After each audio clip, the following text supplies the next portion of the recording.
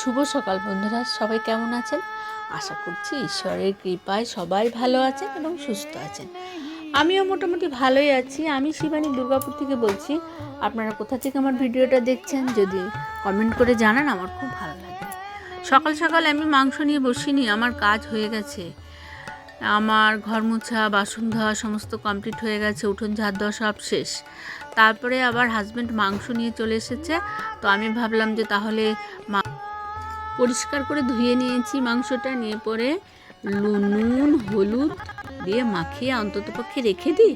তারপরে আবার অন্য কাজ আছে অনেক। তো লবণ আর হলুদ মাখাতে গিয়ে দেখছি আগের দিনে আমার হলুদ শেষ হয়ে গেছিলো বাড়ন্ত, আজকে আবার দেখছি লবণ বাড়ন্ত। তো দিলাম, যাই হোক যতটা ছিল দিলাম, আবার পরে দেব। আর আর্যকে বলেছি, আর্য তুই যদি মাংস খেতে চাস তাহলে আমাকে রসুন ছাড়িয়ে দে। আজকে মাংস রান্নাটা করব একদম গ্রাম্য পদ্ধতিতে। মানে গ্রামের আগের দিনের মানুষদের কি হতো না, তোমার হচ্ছে দই দিত না, কোনো গরম গরম মশলা কোনো পেস্ট করে দিত না, কিছুই দিত না, সিম্পলভাবে রান্না করতো। তো আমিও আজকে সেরকমভাবেই একদম শিলনোড়াতে বেটে সুন্দর করে মাংসটা রান্না করব একদম গ্রাম্য পদ্ধতিতে। মানে আমার মাংস রান্নাটা দেখবে থাকবে, খুব ভালো লাগবে। তোমরা একদিন এইরকম করে রান্না করে খেয়ে দেখবে, অপূর্ব লাগবে। আর আমি তো একদম শিলনোড়াতে বেটে জিরে আদা বাটা এমনি সমস্ত কিছু বেটে নিয়ে তারপরে রান্না করি। তো আমি ওই যে ওকে দিয়েছি, আর্যকে দিয়েছি রসুন ছুলতে, আর আমি এদিকে টমেটো, আদা, পেঁয়াজ, রসুন সব কিছু ভালো করে কেটে কুটে ধুয়ে নিচ্ছি। নিয়ে আর মাংসতে কয়েকটা আলু না দিলে একদম ভালো লাগে না, তার জন্য বেশি আলু ছিল না, কয়েকটাই কম আলু ছিল, ঝুড়িতে বেশি আলু ছিল না। শুধু তো বাজার মাংসই করেছে, আর কিছু বাজার করেনি। টমেটো ঘরেই ছিল, আর পেঁয়াজও ঘরে ছিল, আদা ছিল ঘরে, আলু ছিল না, 3টে না 4টে আলু ছিল। ওই আলু দিয়ে আজকে রান্না করব। তো এইদিকে দেখছি আবার একটা ভিখারি এসেছে, সেই মাঝে মাঝে আসে না ভিখারিটা, উনি এসেছেন।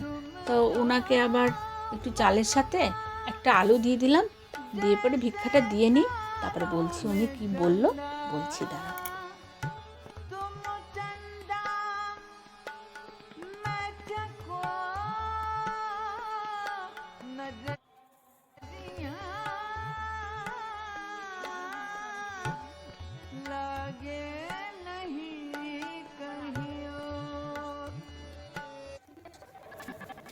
ভিখারিটা কি বললো জানো? বললো আমাকে একটা শাড়ি দেবে। তা আমি বললাম ঠিক আছে, তুমি ওই ষষ্ঠীর দিন করে আসবে, তখন দেওয়া যাবে। আর এদিকে আর্য পায়েলের বাবাকে বললাম কি একটু মাটি খুঁড়ে দাও তো, কতগুলো বেগুন গাছ নিয়ে এসেছি, সেদিন তো বসাতে সময় পাইনি, আজকে বসাবো, একটু মাটি খুঁড়ে দাও। তো ও তাড়াহুড়া করে, আর এদিকে আমার কিন্তু রান্না হয়ও নি, তাড়াহুড়া করে খুঁড়ে দিল। আমি এবারে বেগুন চারাগুলো বসাবো। প্রত্যেক দিনই দেরি হয়ে যাচ্ছে, বেলা হয়ে যাচ্ছে, বেগুন চারাগুলো বসানোই হচ্ছে না। আজকে আমি ঠিক করেছি বেগুন চারা আগে বসাবো, তারপরে আমি রান্নাঘরে রান্না করতে যাব। এই রকম আমার প্রায় হয়, কোনো একটা কাজের জন্য যেন তো আমাকে ওই জোর করে করতে হয়, না হলে সেই কাজটা পড়েই থাকবে। তো আজকে আমি এটা ভেবেছি যে বেগুন চারাটা আমি আজকে বসাবই। তো যাই হোক, উনি খুঁড়ে দিয়েছিল। তো আর আমি এদিকে গর্ত করে নিলাম, এই শাড়িতে বসাবো কয়েকটা, ওই শাড়িতে কটা বসাবো। তো এই শাড়িতে 4টে বসাবো, 4টে গর্ত খুঁড়ে নিয়েছি। আর বেগুন চারাগুলো ভালোই আছে, বললো তো কালো বেগুন হবে, জানি না কি হবে, বড় হলে তখন বোঝা যাবে। আর বেগুন গাছের অনেক যত্ন, জানি না কত দূর হবে, তো লাগাই, শখ করে লাগাই, যা হবে হবে, লাগাই তো। দিয়ে এমনি করে লাগিয়ে নিলাম। আর ছোট্ট এই যে একটা ছোটো টব আর কি ওর মধ্যে ছিল, আর আমি ওইগুলোকে দেখলাম একটু ঠুকা দিলাম, দিয়ে বেরিয়ে যাচ্ছে। আবার কোনোটা আবার আটকে আছে, তো বেরোতেও দেরি হচ্ছে।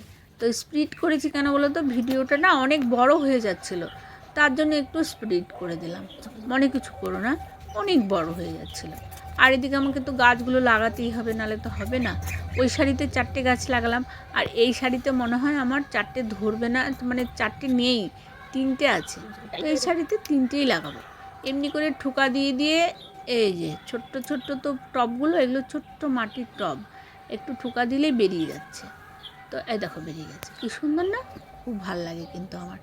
আর এই গাছটা বাবারে নরম তুলতুলে গাছটা, এক্ষুনি হাত লেগে গেছিলো আমার, দিয়ে তাহলে চলে যেত। এমনিতেই আমার ওইদিকে গাঁদা গাছ 3টে না 4টে মারা গেছে, আবার আজকে সকালে ঘুম থেকে উঠে দেখছি আরও 2টো মারা গেল, কি কপাল। ঠিক আছে, আবারও যখন আমি বেনাচিটি যাব আরও 4-5টা গাছ নিয়ে আসবো, তাহলে যেই টবগুলোতে বাকি আছে ওগুলোতে ভরে দেবো, লাগাবো। আর গাছ লাগাতে আমার খুব ভালো লাগে, ছোট্টবেলার থেকে আমার গাছ লাগাতে খুব ভালো লাগে। তো লাগিয়ে দিলাম। এইবারে দেখো দুই শাড়ি হয়ে গেছে, এই ধারে 4টে হলো আর ওই শাড়িতে 3টে হলো, মোট 7টা। তো এবার একটুখানি জল দিয়ে দিলাম, জল দিয়ে দিই, একটু অল্প করে জল দেবো, বেশি দেবো না, বেশি দিলে আবার মরে যাবে। এমনিতেই গাছগুলো মরে যাচ্ছে, বৃষ্টি হচ্ছে না, থেকেই বৃষ্টি হচ্ছে। আজকেও মেঘ করেছে প্রচণ্ড, আজকেও বৃষ্টি হবে মনে হচ্ছে। যাই চলো রান্নাঘরে যাই।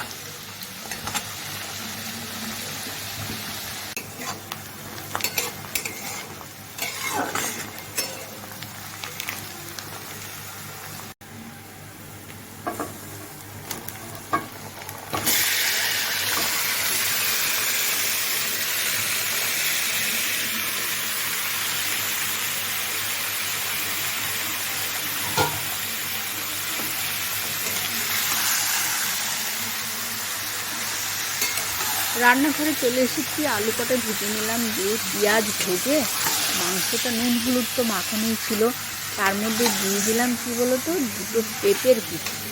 এই পেঁপের কুচি দিলে মাংসটা তাড়াতাড়ি সেদ্ধ হয় আর টেস্টি লাগে। তো দিয়ে দিলাম পেঁপের কুচি, আর এদিকে ভালো করে পেঁয়াজটা ভেজে নিয়ে মাংসটা কষাতে থাকবো।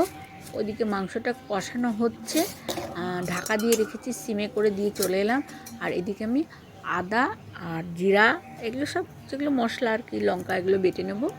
তো জিরে নিয়ে নিলাম, একটু আদা নিয়ে নিলাম, আর কয়েকটা গাছ থেকে কাঁচা লঙ্কাগুলো না লাল লাল হয়ে গেছে, পেকে গেছে একদম। তো ভাবছি গাছ থেকেই কটা তুলে নিই, গাছের লঙ্কা দিয়ে রান্না করব আজকে। তুলে নিচ্ছি, আর দেখো লাল টকটকে রঙগুলো হয়েছে, মানে লঙ্কাগুলো পেকে গেছে, লাল হয়ে গেছে।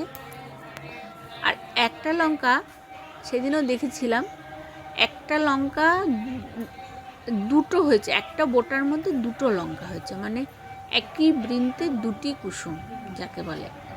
একই বৃন্তে 2টি কুসুম বলে না হিন্দু মুসলমান, তো ওই তো একই বৃন্তে 2টি কুসুম, কি সুন্দর 2টো লঙ্কা হয়েছে।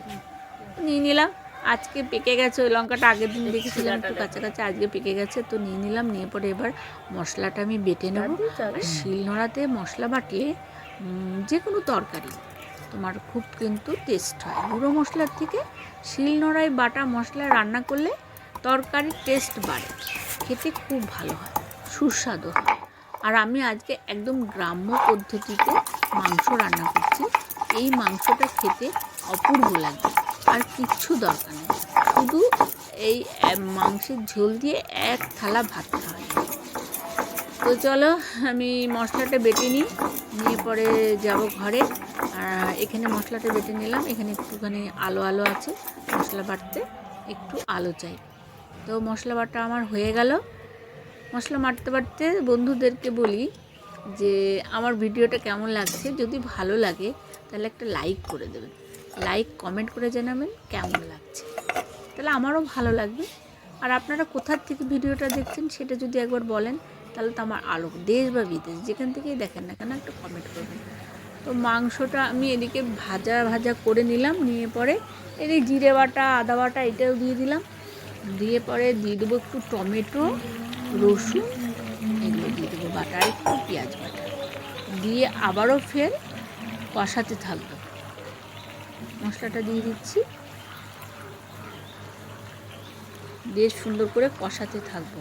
আর বিশেষ করে মাংস রান্নাটা টেস্ট আসে তোমার, অ্যাকচুয়ালি প্রথম কথা হচ্ছে শিলনোড়ায় বাটা, তারপরের কথা হচ্ছে কষানোর উপরে মাংস রান্নাটা টেস্ট আসে। তো কষানো তোমার যত ভালো হবে, একটু আস্তে আস্তে করে কষতে হবে, বেশি আঁচ দিলে হবে না, কম আছে থেমে ঢাকা দিয়ে কষতে হবে। কালারটা এত সুন্দর এসেছে, আর মাংসটা এত সুন্দর রান্না হয়েছিল, তুলতুলে একদম তুলতুলে নরম, তুলতুলে খুব সুন্দর রান্না হয়েছিল। কষতে ও কড়াই থেকে যখন তেলটা ছেড়ে ছেড়ে আসবে, এবারে কিন্তু হয়ে গেছে আমার কষানো। এই যে কড়াই থেকে তেল ছেড়ে চলে এসেছে। এবার আমি এই অবস্থাতেই আমি এবারে একটু জল দিয়ে দেবো। আর পেঁপেটাও দেখো, কষতে কষতে পেঁপেটাও আমার সেদ্ধ হয়ে গেছে। দেখো, তাহলে মাংসটা তো সেদ্ধ হবেই, পেঁপে সেদ্ধ হয়ে গেছে, এবার মাংস সেদ্ধ হয়ে যাবে। এবার আমি কিছুটা জল দিয়ে দিলাম, যতটা দরকার মানুষ বুঝে, বাড়িতে যতগুলো লোক আছে একটু করে তো লাগবে ঝোল, সেই বুঝে সবাই জল দেবে। আমি এরকম অল্পই দিলাম, আমার বেশি দরকার নেই, একটু বেশি পাতলা ঝোল করব না, একটু গাঢ় গাঢ় টাইপের রাখবো। তো এইভাবে আমি এই অবস্থাতে একটু ঢাকা দিয়ে দেবো। আর আলুগুলোও মনে হয় দিয়ে দিয়েছি, তো ঢাকা দিয়ে দিলাম। দিয়ে পরে এবার টকবক গিয়ে ফুটে উঠলো, দিয়ে পরে একটুখানি গরম মশলা এর মধ্যে দিয়ে দেবো, দেখানো হয়নি, একটু গরম মশলা দিয়ে আমি নামিয়ে নেব, তাহলে আমার মাংসটা হয়ে যাবে। আর আর্য পায়েলের বাবা তো ওই যে মাটি খুঁড়ে দিয়েছে আমাকে, মাটি খুঁড়ে দেওয়ার পর স্নান করতে গেছিলো। চান করতে করতে আমার এদিকে রান্নাটাও কিন্তু হয়েও গেল। দেখো মাংসর কালারটা দারুণ এসেছে, অপূর্ব যাকে বলে। তো আমি বললাম কি, তুমি খেয়ে নাও তাহলে, আমি আর আর্য একটু পরে খাবো। তো আর্য পায়েলের বাবাকে খেতে দিয়ে দিলাম। তো আমি বাটি ভর্তি করে মাংস দিয়েছি, তো আমি বললাম আর এক পিস নেবে? বলছে না নেবো না। আমি বললাম না না না, ঠিক আছে। তো খেয়ে নিচ্ছে ও। দেখা ভিডিওটা মনে হচ্ছে এখানে শেষ হয়ে যাচ্ছে। জন্য ভালো থাকবেন, সুস্থ থাকবেন, বাই।